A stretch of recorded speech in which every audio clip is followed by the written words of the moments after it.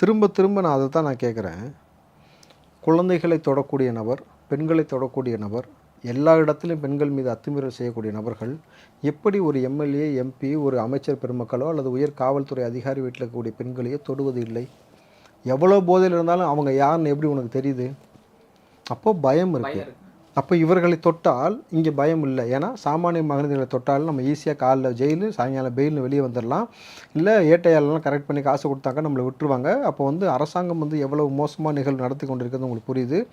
இந்த உலக மகளிர் தினம் வந்தால் கூட அன்றைக்கி ஒரு நாளைக்கு மட்டும் பெண்களை குறித்து பேசுகிறது, பெரிய அப்படியே பேனர் வைக்கிறது. அன்றைக்கெல்லாம் பாருங்கள், கனிமொழி குதிக்கிற குதி வந்து குயாமுயான்னு இருக்கும்.